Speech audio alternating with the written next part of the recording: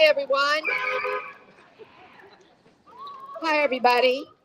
My name is Lita Beam, and I co-direct Power to the Hill with Wendy Shaver. And we're just absolutely delighted that you all are here to support the visit from the Interfaith Alliance as they make their way through the swing states right before the election. So, woohoo! Let's have it! For those of you who are familiar right before the election. So, woohoo! Let's have it! For those of you who are familiar right before the election. So for those of you who aren't familiar with our work, Power to the Hill is a nonpartisan, nonprofit, all volunteer Bluetooth disconnected. Bluetooth pairing. organization. You got it. An organization focused on voter engagement, active citizenship, and community action. Our footprint is exclusively here in the Allison Hill. Wendy, tell them why. And why Allison Hill? Lita and I are both women of faith. Lita is a member of Christ Lutheran Church right down the street, and I'm a member of the Unitarian Church of Harrisburg. We believe that we are called to do voter engagement work in the zip code that is most economically challenged in the Harrisburg area. People of color and people who live in poverty have been marginalized from the voting process since our country began, and we want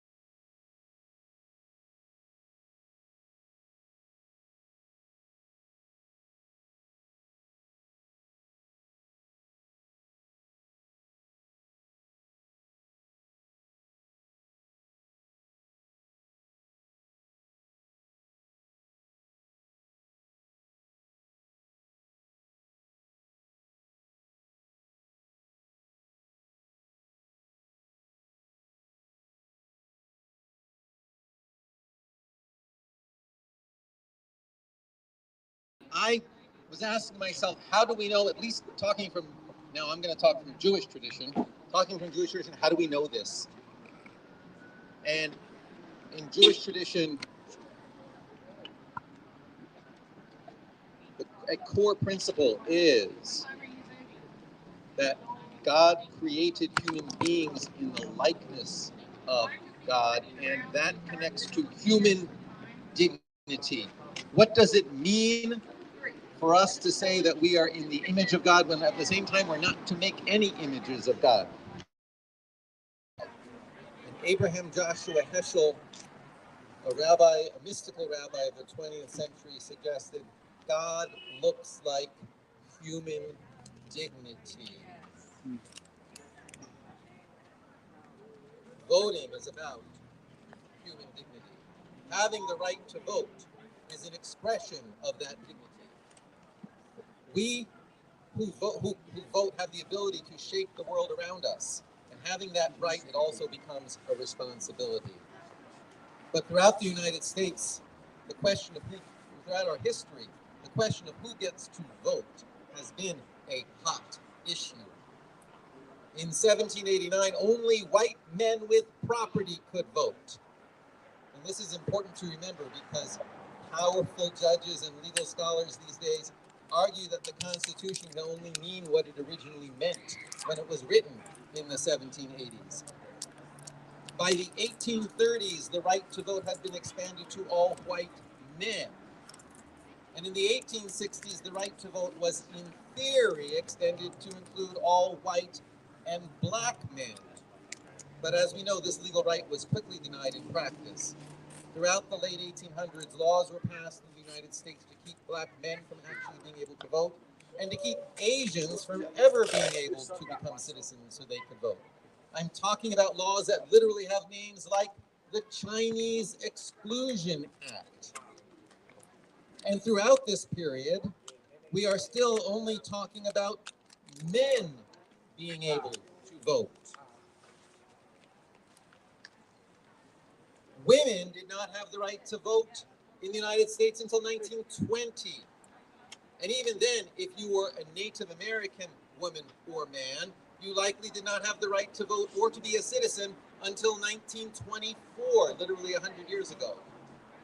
And yet, even after becoming citizens, in practice, many Native Americans and blacks actually could not vote until the passage of the Voting Rights Act in 1965, only 59 years ago. But now the Voting Rights Act has been and continues to be seriously undermined by powerful judges and legal scholars because the Voting Rights Act did not exist in 1789. So history comes roundabout. The question of who gets to vote is about more than who gets a vote. It really is a question of who is a full human being. If you are a full human being, then you get a say in what our society looks like. If you have no say, you are not a full human being. Amen. And throughout American history, who is a full human being has been an open question. This is why it is so important that everyone who can vote does vote. It's a hard-won right which some people still want to restrict. It's a statement that says we each are full human beings, and it is a responsibility of each full human being to use their God-given abilities to comprehend and discern, to help shape our society into a society that is just and compassionate and as inclusive as possible. Amen.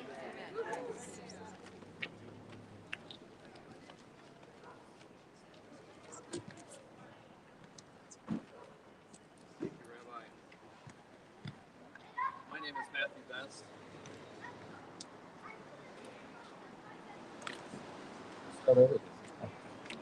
My name is Matthew Best. I'm the pastor of Christ Lutheran Church, which is here in Allison Hill on 13th Street. And I come from a Christian tradition, and there's been a variety of different ways in which Christian traditions have approached civic engagement. There are some who have said, no, Christians should not vote, they should not engage, they should not do this, they should not do that. It's a bit of a separation from the world. On the other end of the spectrum, there are those who think that it's their duty to impose their beliefs on others, whether they like it or not. Neither of those paths have really turned out very well for people. And I think part of that is because as a Christian, part of our duty and our call is to stewardship. Voting is an act of stewardship. Stewardship is about more than just me and what's good for me.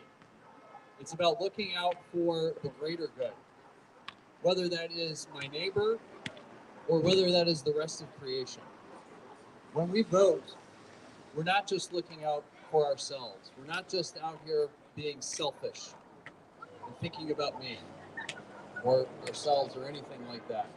We're thinking about not just our children, our neighbors' children. We're thinking about generations down the line. Again, as a Christian, we follow Jesus. This is what we're called to do, what we try to do. And when I think about voting, I think about Matthew 25, which is really about the passage where Jesus talks about, when I was hungry, you fed me. When I was thirsty, you gave me something to drink. When I was naked, you clothed me. When I was a stranger, you welcomed me. When I was sick, you visited me. When I was in prison, you visited me. Voting is more than just voting on something passively. It's living out those things that Jesus was talking about. It's having a voice on policies that have an impact on people's lives. Voting is about taking issues that move them from the abstract and bringing them into a personalized humanity in which issues have a face, they have a name, they have a story. That's why we vote. That's why the vote is sacred, very much just like what the rabbi was just talking about, the dignity, the humanity of people. This is why we are called to vote, to be stewards, to be caretakers of creation and caretakers of one another. Amen. Thank you. Amen. Amen. Thank you, Reverend Best. Thank you. I'm Alyssa Boyer. I'm the associate pastor at St. Paul's United Church of Christ in Mechanicsburg, which is just across the river. And I'm really honored to be here with my neighbors in Allison Hill to proclaim that the vote is sacred. In my tradition, which is a Christian tradition, we have an understanding that all people are created in the image of God and that the Spirit of God dwells within every single person. And that means every single person is valuable. Every single person has worth, has dignity, and every single person's voice counts. And the way that we count voices in a democracy is by voting, by making sure that each person is heard, so that together we can build the kind of beloved community that the Reverend Dr. Martin Luther King Jr. spoke about. A beloved community where we care for one another, where we uplift one another, where we make sure that every person has access to the resources that they need to thrive. And so voting is sacred because it is the way in which we actively live out our declaration of the sacredness of each person. I'm honored to be here with this group, this community, as we seek to proclaim the vote as a sacred act that we will participate in. Thank you. Amen. Woo!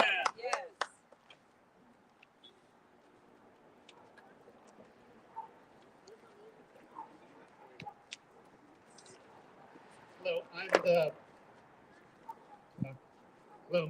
Reverend John Ward DiOrio from St. Paul's United Church of Christ, also in Mechanicsburg. The speakers who have gone before me have captured much that is important about why voting is so crucial.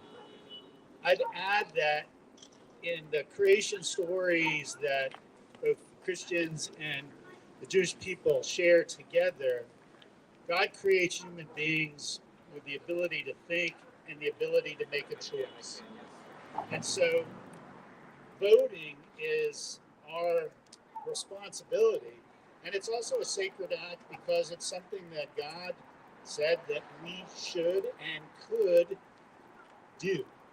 And we need to take it seriously. And so when we speak from our religious traditions, we try to understand what those traditions are teaching us. And as I try to speak, at least in part from the Christian tradition, I understand that mercy and justice and love are the ways that I'm called to be and live in the world. And my vote helps bring those about, or it doesn't. And so I think that's something that is a responsibility for each and every one of us. And as we ponder whether we're going to participate and how we're going to participate tomorrow, I hope that we will take this as seriously as this responsibility is. Thank you. Amen. Well, good evening, everyone. My name is Ekemini Uwan. I'm a public theologian, and I have the privilege and honor of traveling with Interfaith Alliance to spread the message that our vote is sacred. As we came here to Harrisburg and pulled up to the Allison Hill neighborhood, setting up our merchandise to give away, I saw this young woman coming up the street, came up to our table, and I saw her say, she was saying that tomorrow's her birthday, and she doesn't vote on her birthday. And she was adamant. And Lita engaged her and talked to her, and she was like, I don't.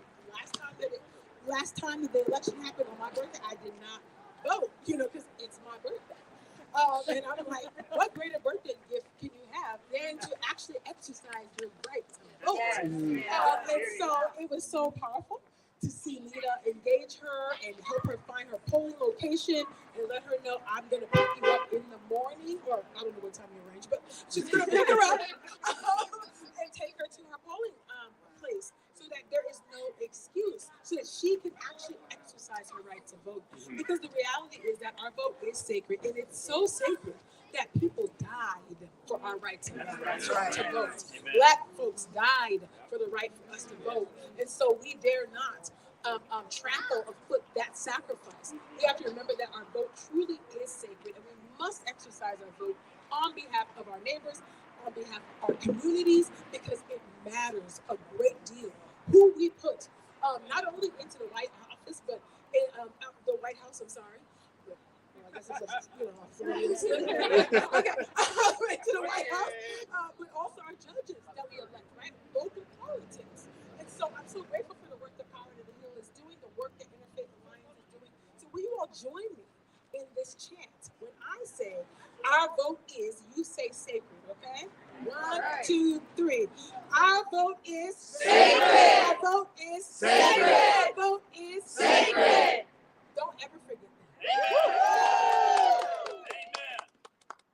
All right, well, it's my privilege to bring this home and first to say I'm so grateful for what you all are doing here. And thank you for this incredible organization that is in this community, engaging this community. And we are talking about democracy today, and we are talking about election, but even more than elections, we are talking about democracy.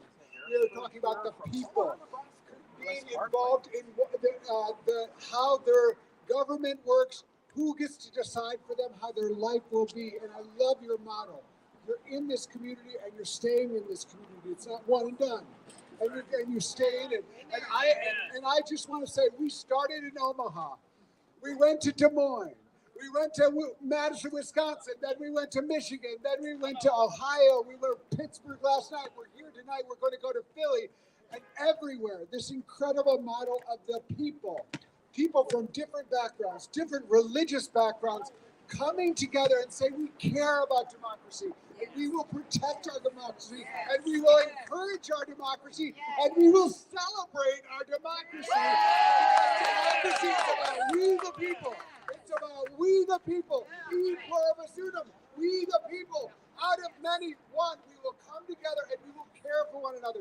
Thank you to the religious leaders tonight who have showed us about the different traditions, about caring for one another, that it matters how we treat one another, and that our government will reflect how we care for one another. And so when we talk about the vote being sacred, we are honoring the great, late Representative John Lewis, who said, your vote is precious, almost sacred. You must use it. We are reflecting that brilliant man and all the women and men who have marched alongside him to get our right to vote. These are the prophets of our democracy. We continue that legacy today, and religion has to have something to say about this. Some people want to claim that one religious tradition can dictate to all the others how to be in our society. We say no, because we have diverse religious traditions that can lift one another up and say religion can be a bridge, not a bludgeon. Religion can be a force of celebration, not discrimination. Religion can be a source of liberation, not subjugation. And today we celebrate our election. We celebrate the right to vote, and we encourage everyone who is watching to get out and vote and love your neighbor with your vote. Your vote is your voice. Your voice is precious. You are precious. Get out there and vote. Okay, and I can't do as well as a kitty. That was a perfect serve. But we're going to end with 5, just saying vote 5 times, okay? Vote! Vote! Vote! Vote! Vote! Yeah! All right. Thank you all. Thank you so much.